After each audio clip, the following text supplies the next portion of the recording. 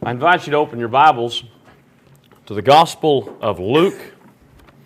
The Gospel of Luke in chapter 16, and place your bookmark there.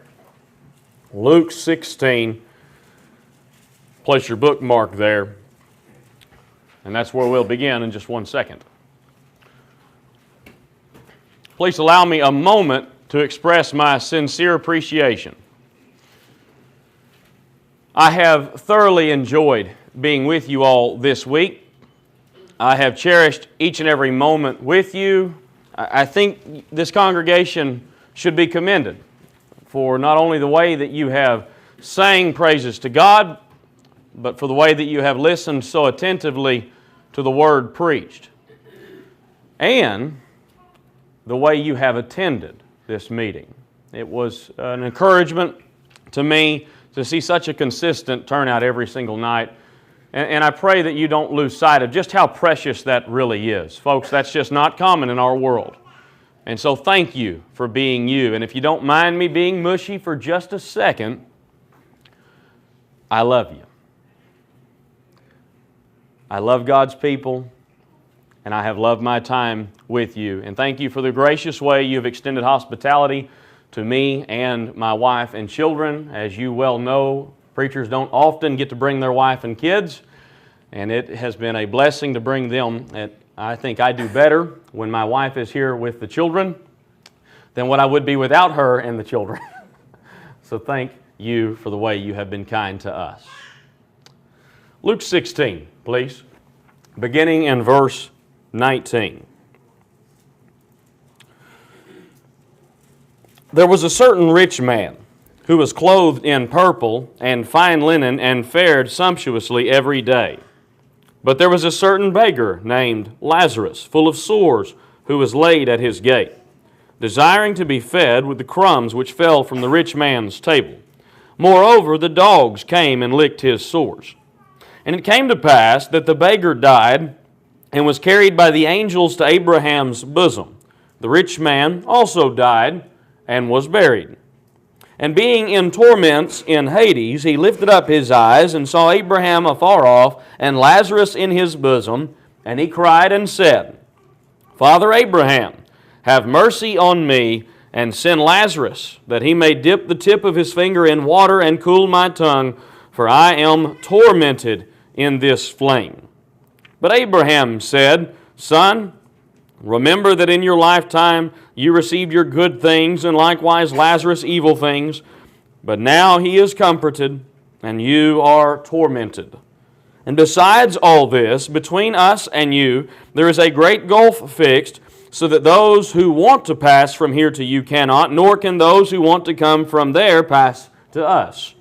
Then he said, I beg you therefore, Father, that you would send him to my father's house, for I have 5 brothers, that he may testify to them, lest they also come to this place of torment. Abraham said to him, They have Moses and the prophets, let them hear them. And he said, No, Father Abraham, but if one goes to them from the dead, they will repent. And he said to him, If they do not hear Moses and the prophets, neither will they be persuaded, though one rise from the dead. There's room to have a discussion about maybe some of the finer technicalities of this passage and what all it might mean, what all it does mean or doesn't mean, and we're really just going to side pass every one of those points because I really want to just talk about the concept introduced at the end of that text. Is this a parable? I don't know. Maybe, maybe not. And I'm not going to arm wrestle you either way in the parking lot to find out. I want to just look at what is said at the very end. This concept of communication with the dead. No, we're not talking about a seance or anything like that, although I did jokingly tell someone last night that we'll talk about a seance tonight. That's really not it. But it is this idea of saying things that need to be said and saying them in the way we live. We do not like to talk about mortality. We do not like to face the finer details of life and the fact that life ends in death. And sometimes that makes us so uncomfortable. And sometimes we even see Christians who struggle with the concept of dying and going to be with the Lord. You don't see Paul struggling with that in Philippians chapter 1. We were having a conversation, I think it was yesterday, with whoever I was eating with, about Philippians chapter 1. Paul says, I'm ready to go and be with the Lord. Death was not a fear of Paul's. And yet fear seems to dominate that topic for us. Well, what if instead of facing this discussion of death, what if we considered for one moment what it would be like to communicate with someone who has already gone on? If we could speak to this person, what would they tell us? You might be thinking about maybe a grandfather or a father, a mother, a grandmother, this individual who was, in your own estimation, a hero of the faith. What would they tell you from beyond the grave? Well, maybe here's the kicker then. We don't have to speculate. We don't actually have to guess a whole lot because, believe it or not, there are a few occasions in Scripture where the dead speak. And I want to actually look at what they say, because I think it'll help us. I think it'll help us to face this issue of the brevity of life, to face the issue of how we spend our time here, because I think a lot of those folks who went on before us, if they could, would grab us by the collar and say, you're wasting your time. Or would tell you to keep up the good work. So we're going to explore that tonight. Let's go back in the Old Testament to 1 Samuel chapter 28. 1 Samuel chapter 28. This is where I want to begin this discussion. If we could talk to the dead would quite simply tell us, obey God. None of this is incredibly detailed or artistic in nature. It is plain spoken and simple. Look at 1 Samuel 28. And if you're familiar with the historical context, this is towards the end of Saul's life, towards the end of Saul's reign, and he goes and searches out the witch at Endor, this woman who is a necromancer of some sort, who tinkers and plays with dead things and dead people, and a whole lot of other things that Israel wasn't supposed to have anywhere around them. But what Saul does is he wants to communicate with Samuel. We're not going to get into all the other weird things that are going on in this passage. But I will tell you, I think because God is behind it, Samuel speaks to Saul. Beginning in verse 16, 1 Samuel 28, verse 16. Samuel said, so why do you ask me, seeing the Lord has departed from you and has become your enemy, and the Lord has done for himself as he spoke by me, for the Lord has torn the kingdom out of your hand and given it to your neighbor David, because you did not obey the voice of the Lord, nor execute his fierce wrath upon Amalek. Therefore the Lord has done this thing to you this day. Moreover, the Lord will also deliver Israel with you into the hand of the Philistines. And tomorrow you and your sons will be with me. The Lord will also deliver the army of Israel into the hand of the Philistines. Now you think about that. Samuel, speaking beyond the grave. Samuel, what would we do? What should we do? Samuel would say quite simply, obey God. That's what he says to Saul. Saul, you messed up. You should have listened to the counsel of God. There are few stories in Scripture, in my estimation, that are as sad as the story of Saul. Now, I am not making excuses for him, but when you see him start early in 1 Samuel, he is everything that you would hope the king of Israel would be. He is a head taller than everyone around him. He exudes masculinity. He is a big, brawny fella. He was corn-fed. And so he was a man fit for the job. And you think this is a guy who's going to really lead Israel. And it's not very long into his reign that things begin to spiral out of control.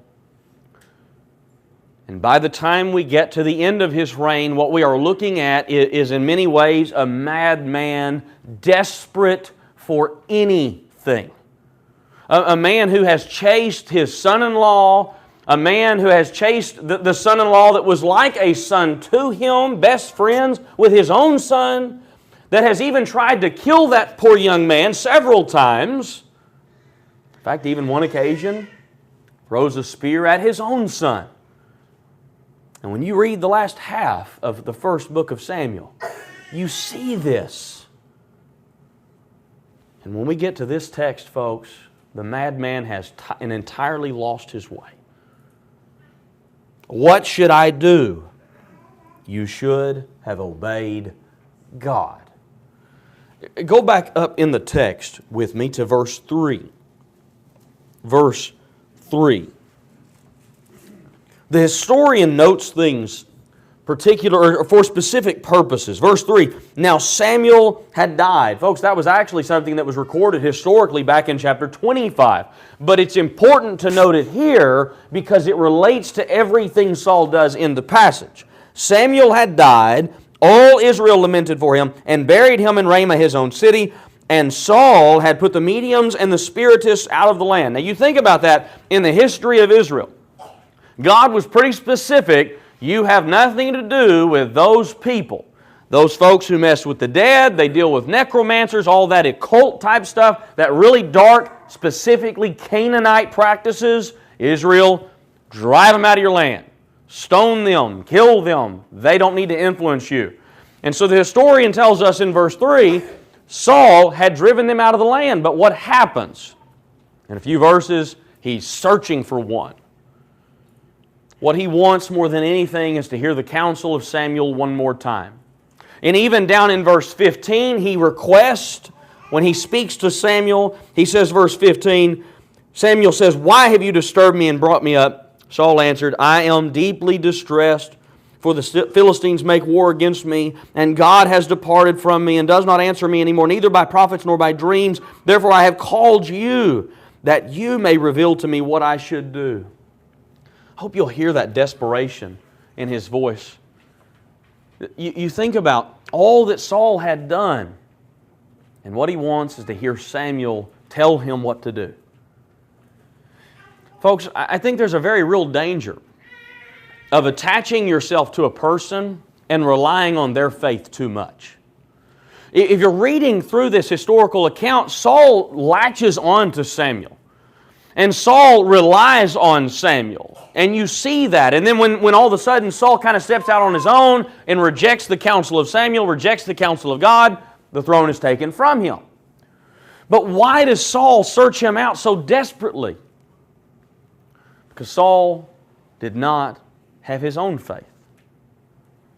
I'll tell you folks, we can do this if we're not very, very careful. If we're not trying to develop and mature in our own way. If you rely on a person's faith, what happens when that person loses their faith? Have you seen that happen between a husband and wife? They're looking at each other, and one in particular doesn't really have any faith, and so really relies on the other, and then what happens when the first one loses their faith? They both lose their minds spiritually. Folks, this happens when we raise our children to depend upon us for their faith. If they're looking to us for faith, well, if you can hold on to it all, then great, but they need their own. Have you seen those individuals whose mother was faithful when they were young? And about the time they developed their own faith, their mother just went off into the wild blue yonder? Have you seen a fellow like that? You've listened to him all week. Folks, we've got to make sure that we have our own spiritual compass. Because if we're counting on the faithfulness of another, we're setting ourselves up for absolute failure. You have to obey God. Your spouse can't obey God for you. Your parents can't obey God for you. Your children can't obey God for you. You have to develop some consistency and faithfulness and be resolved to stay the course no matter what happens in the world around you. You look at the difference between David and Saul, and that's one of those differences. The David we read about the other night, who could cry out to the shepherd. The David who was a man after God's own heart. That is not what Saul's doing here. Saul, Samuel would say, you should have obeyed God. And no amount of hardship, no amount of cultural pressure changes that. This is one of those things that really brings me a great deal of comfort. In all of the confusion of our world, I can tell you what you should do tonight. Obey God. Occasionally somebody will come in, and it's the nature of the work of a gospel preacher. Somebody will come in and ask me, Devin, I'm dealing with this, and I'm dealing with this, and I'm dealing with that. And I'm thinking, that's a lot. What do I need to do, Devin? I have no grand advice for you. What you should do is obey God. Somebody comes in and talks to me, our marriage is struggling right now, and we're tense, and they're not being the husband they should be, and it's making me struggle to be the wife I should be. Okay, back up. What do you need to do? You need to obey God. It really is that simple. Now, is it tough to apply sometimes? Yes, it is. It absolutely is. But it boils down to this every time. And even in our culturally separated world, in Psalm the 46th, Psalm 46, I want to read this passage to you. You can turn there if you'd like. Psalm 46 would hold your spot in 1 Samuel 28. Psalm 46.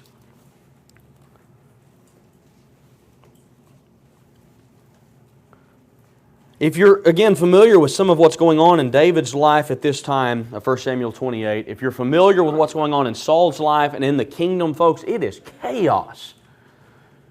The reigning king is not acting right. He's going crazy and chasing witches. We've got the anointed king is not even in Israel at this time. He has ran off to Philistines and he's taking refuge there. It is absolute chaos in Israel right now. What should they do? Obey God. Look at Psalm 46, beginning of verse 1. God is our refuge and strength, a very present help in trouble. Therefore, we will not fear.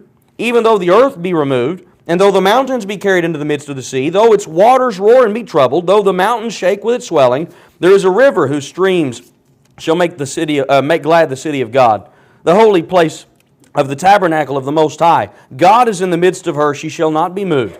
God shall help her just at the break of dawn. The nations raged. The kingdoms were moved. He uttered His voice. The earth melted. The Lord of hosts is with us. The God of Jacob is our refuge. Come, behold the works of the Lord who has made desolations in the earth, who makes wars cease to the end of the earth, who breaks the bow and cuts the spear in two. He burns the chariot in the fire. Be still and know that I am God. I will be exalted among the nations. I will be exalted in the earth. The Lord of hosts is with us. The God of Jacob is our refuge. Folks, I feel like this has to be said in our culture. It doesn't matter what happens in this nation, your job remains the same. Obey God. It doesn't matter what happens in Washington. Your job doesn't change, does it? Obey God. And I'll tell you something, folks. We need to sometimes simplify that and make sure we're communicating that truth to our children. Because we can all feel the tense realm in which we live. We can all see the political chaos, and it bleeds over into every area of life. What do I do? What do I do? What do I do? Take a step back from all of that insanity and obey God. Your job doesn't change. It doesn't change in any way, shape, or form. People were obeying God before the United States, and people will be obeying God after the United States. And it doesn't matter what else is going on. The job remains the same. And the danger is if we don't obey God, back in the text of 1 Samuel 28, if we don't obey God, then we place ourselves against God. Look again at what Samuel says to Saul. Verse 16, 1 Samuel 28:16. Why do you ask me, seeing the Lord has departed from you and has become your enemy? Down in verse 18. Because you did not obey the voice of the Lord, nor execute His fierce wrath upon Amalek, therefore the Lord has done this thing to you this day. Moreover, the Lord will also deliver Israel with you into the hand of the Philistines. Do you see what Samuel is telling him? You chose the wrong side, Saul. And when you choose the world over God, you put yourself against Him. You make yourself an enemy of God. In fact, the passage we had our scripture reading Sunday morning was Romans chapter 5. When he decries the situation before we became Christians, at that time we were enemies of God. Folks, when we choose the world over Him, we make ourselves enemies of God once more. Saul chose poorly. And Samuel from the grave would tell us, obey God. Go into your New Testaments, please, to Mark the 9th chapter. Mark the 9th chapter. Not only would Samuel say, obey God, but in Mark chapter 9, even though these two men do not speak, their presence says it rather loudly. They would say, hear Christ. Mark 9, beginning in verse 2. After 6 days, Jesus took Peter, James, and John and led them up on a high mountain apart by themselves, and He was transfigured before them, and His clothes became shining, exceedingly white like snow, such as no launder on earth can whiten them. And Elijah appeared to them with Moses, and they were talking with Jesus. And Peter answered and said to Jesus, Rabbi, it is good for us to be here. Let us make 3 tabernacles, one for you, one for Moses, and one for Elijah, because he did not know what to say. For they were greatly afraid. And a cloud came and overshadowed them. And a voice came out of the cloud saying, This is my beloved Son, hear Him. And suddenly they had looked around, and they saw no one anymore, but only Jesus with themselves. Now I'm fully aware the Father is the one who speaks there in verse 7, This is my beloved Son, hear Him. But again, the presence of Moses and Elijah would say, hear Christ. This closely relates to the first point. There's no question about that. That we should listen to Christ, because listening to Christ is indeed obeying God. I've always admired good gospel preaching. I remember Mike coming and holding meetings where I was a child, and Mike hung the moon. Don't tell him that I said that. He only hears about half of what I say. But he hung the moon when I was a kid. I loved listening to D. Bowman. I loved listening to Paul Earnhardt. And I loved listening to these great men of God who served the Lord faithfully and were wonderful communicators of the message of God. But folks, this is not the giants who have lived in the last few years standing on that mountain that day. This is Moses and Elijah. You can't get 2 bigger names from the Old Testament. This is Moses who went up on the mount with God. This is Moses who led Israel out of Egypt. This is Moses who put his finger in Pharaoh's face and said, Yahweh says, let my people go. This is Moses. I love Peter's reaction. I'm always hard on Peter, but I think he speaks what many of us would speak in that moment. Do you want us to build a tabernacle for you? And I love what Mark says, because verse 6, he didn't know what to say. Do you see what's going on this mountain?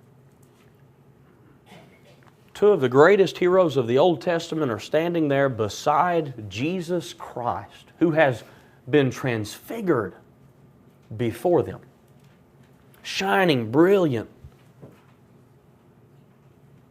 And if that's not good enough, the Father's voice rings forth, This is my beloved Son. But what are they saying to us, folks? They're saying, hear Christ. Listen to Him. Now you think about the implications for this. There's a reason we're supposed to hear Christ, not only because He is the Son of God, not only because He is truly God incarnate, not only because He is the Messiah and the fulfillment of all that God did for mankind, but folks, there's a very real reason why we listen to Jesus. Because Jesus says that His Word will judge us. That Jesus is, as we talked about last night, the judge.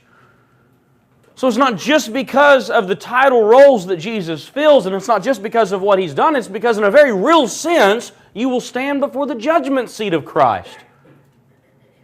And you'll give an account of the way you've spent your time. And you'll answer to Him. Folks, you better be listening to Jesus. And as loud as the noise is around us in this world, we keep going back to what Jesus has said. We go back to what the book has revealed. And it's a shame in our culture today we even have to stress this, but we're not talking about mysticism here. We're not talking about some sort of whispering in your ear where God is personally communicating to you. How do you communicate with God? How does God tell you what He wants? It's real simple. You put your nose in this book. And you search it out. You seek out the will of the Lord by what He has revealed. And you keep going back to this book time and time again because what you want to do is listen to the words revealed by God. Paul would say in 1 Corinthians 14 that the very words which I give to you are the commands of the Lord. Folks, what we want to do more than anything is listen to Jesus Christ. It's through His Word we are educated and equipped to identify sin. It's through His Word, like we talked about on Tuesday night, that we find ourselves approved of God, workers who need not be ashamed because we rightly divide the Word of truth. Did you mark Luke chapter 16? I'm going to give you another reason to listen to Jesus. Go to Luke 16 again, where we started. Luke the 16th chapter, where we started. Go to the end of the text and look at verse 30. Luke 16, verse 30. He said, "No, Father Abraham, but if one goes to them," listen to this language, "from the dead, they will repent." He says, verse 31, "If they do not hear Moses and the prophets, neither will they be persuaded though one rise from the dead." Folks, you want another reason to listen to Jesus Christ? Are you ready for this? He came back from the dead. He is the one who came back from the dead. He's the one who's totally qualified to tell us how to live forever because He's the only one who's experienced the flesh and lives forever. Folks, we need to listen to Jesus. We need to listen what His Word reveals to us. And not listening to Him brings dire consequences. Moses and Elijah, by their very presence in Mark 9, are screaming to us, "Hear Jesus Christ." And then finally, go to Hebrews 11, please. Hebrews, the 11th chapter. Hebrews chapter 11. The worthies would say, well, they would say to us, it is worth it. Hebrews 11, verse 4. "By faith Abel offered to God a more excellent sacrifice than Cain, by which he obtained witness that he was righteous, God testifying to his gifts, and by it he, being dead, still speaks." And of course, that's the other place this concept comes from. Abel speaks from beyond the grave. His life of diligence, his life of faithfulness, his life of devotion is still telling us now what we should be doing. You think back to what we discussed on Monday night in 1 Peter chapter 1, that what we have today in verse 10 are the things the prophets wanted to know. That what we have today is the things that angels desired to look into in 1 Peter 1 and verse 12. Folks, what would they all tell us if we could sit down and have a conversation with them?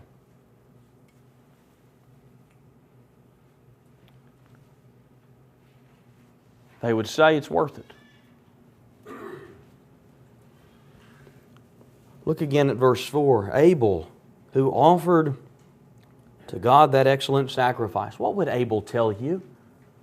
Abel would say, whatever you do, offer an excellent sacrifice before God. Whatever you do, seek out righteousness. What would Enoch say in verse 5? Enoch, by faith, was translated so that he did not see death, and was not found, because God had translated him. For before his translation, he had this testimony that he pleased God. What would Enoch say? Enoch would say, whatever you do, be pleasing to God. Down in verse 7, by faith, Noah, being warned by God of things not yet seen, moved with fear, prepared an ark for the saving of his household, by which he condemned the world and became heir of the righteousness which is according to faith. If you ask Noah, what should I do? Noah would tell you, listen to the warnings of God. Move in reverence for Him, afraid of what disappointment would look like. Build an ark. Build the ark to the saving, and listen to that of the household.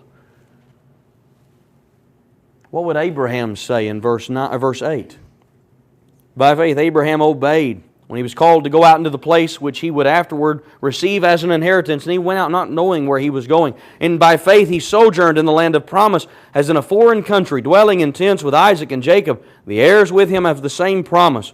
For he waited for the city which has foundations, whose builder and maker is God. What would Abraham tell you? Obey God. Abraham would tell you, sojourn for a while, pilgrimage for a while. You're looking forward to home. Folks, serving King Jesus will cost you more than you could ever appreciate when you make the decision. But folks, it is worth it. I'll tell you, if you had told me about 12 years ago that I would move away from my family's ranch and that I would not own a single horse, I own one fat old stock dog, my old cow dog that went with me when I started preaching. If you told me that I would no longer wear knee-high cowboy boots to work, or that I would not wear a cowboy hat anymore, or that I would never get to pop a bullwhip in my work, I would have called you a liar. But life works out that way sometimes, doesn't it? You'll make a decision in the moment to serve the Lord, or make a decision in the moment but without always thinking about where it might take you. But folks, look at the decisions of the disciples. In Luke chapter 5, when Jesus calls those men to follow Him, do you think they knew what that meant in that moment? Even when Peter professes, Lord, I'm a sinful man, depart from me. You think Peter knew where that would take him one day? That historically Peter would be crucified? That in fact, historically, all of those men who followed him in Luke chapter 5 were killed, save John, who was greatly persecuted before dying? You think it knew what it would cost them in that moment? But what do you think they would all tell us? They would say things like Moses would say. It's worth it. Jump down to verse 24. Verse 24, by faith Moses, when he had come of age, refused to be called the son of Pharaoh's daughter, choosing rather to suffer affliction with the people of God than to enjoy the passing pleasures of sin, esteeming the reproach of Christ greater riches than the treasures in Egypt, for he looked to the reward. Moses, do you see what all Moses gave up? You go back and look at some of the histories of these people, and Moses was part of the royal household in one of the golden eras of Egyptian history. Can you imagine leaving all of that behind? Not only leaving all of the riches behind and all of the pleasures behind, but leaving it to follow a bunch of nomadic people into the wilderness to do what the Hebrew writer says, suffer affliction with the people of God. Can you imagine that? To give up those wealth. To give up that wealth, to give up those riches, to give up all of those pleasures, anything he wanted, to go lead the people of God Moses, was it worth it? Folks, holiness comes at sometimes a high cost, but it's something we better be willing to pay. If we're going to be the authentic people of God, we've got to be willing to do it when very few will. And it's easy sometimes to follow God when things are great.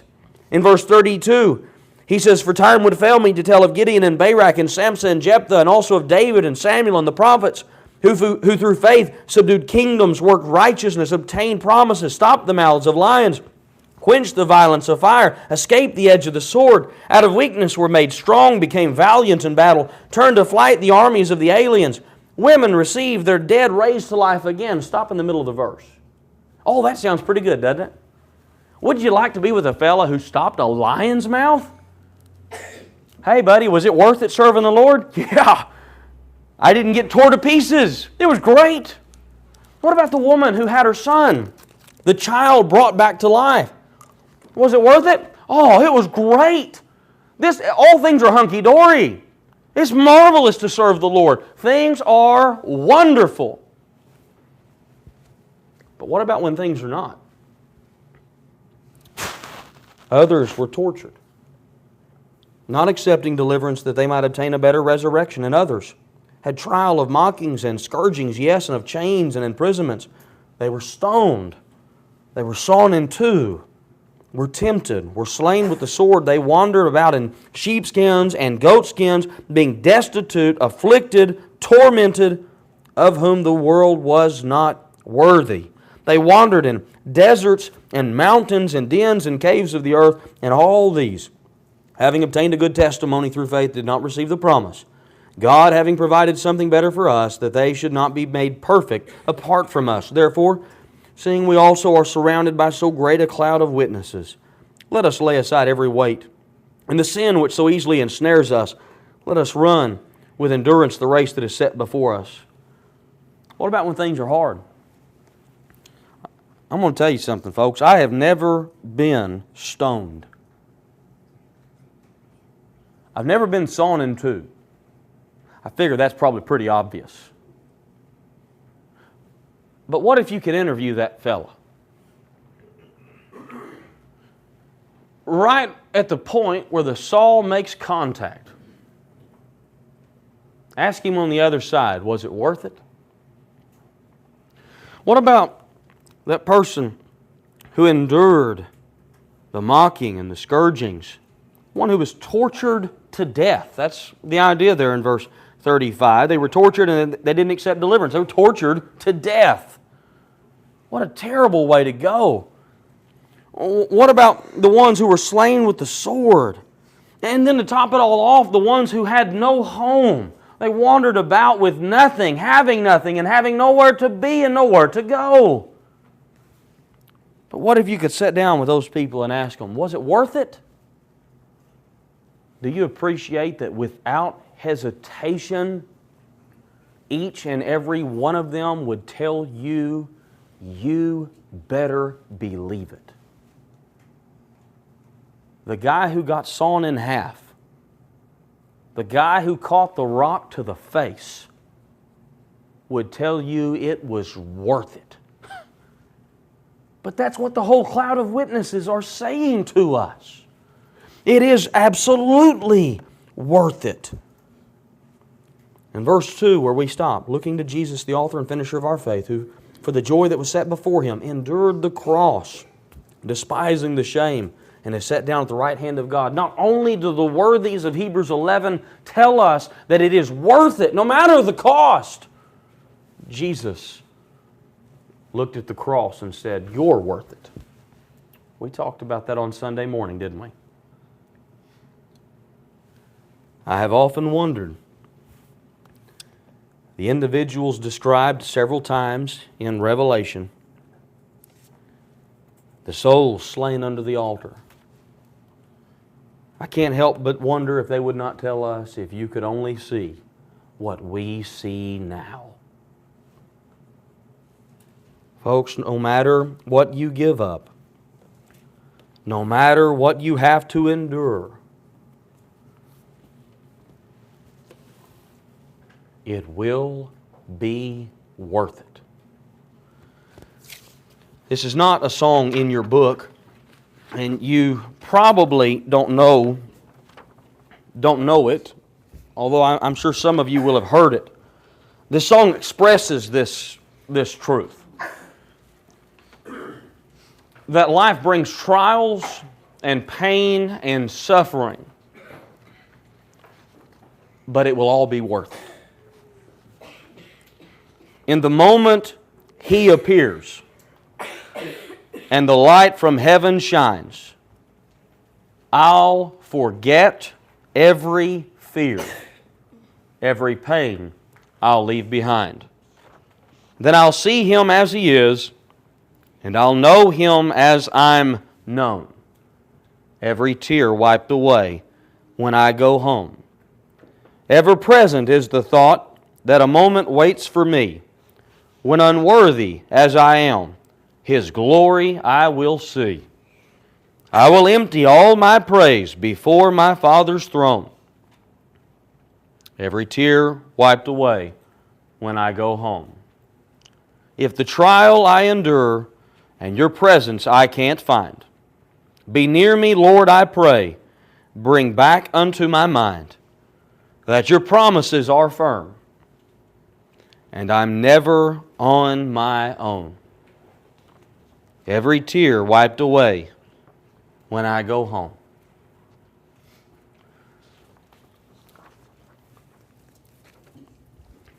The dead are speaking. Abel talks. The heroes of faith have went before us, and their actions are bidding us homeward. Are you listening? The heroes of our faith, from the first moment they saw the Lord, said every bit of it, no matter the cost, was worth it. Are you prepared for that? Do you have what He's offering? Are you ready to go home and be with the Lord? If you're not, and we can assist you in some way, whether you need to respond to the gospel for the first time or you need to make it right because you've went back into the world, those heroes are bidding you homeward. If you're willing to accept the invitation tonight, we'd invite you to make it known now as we stand and as we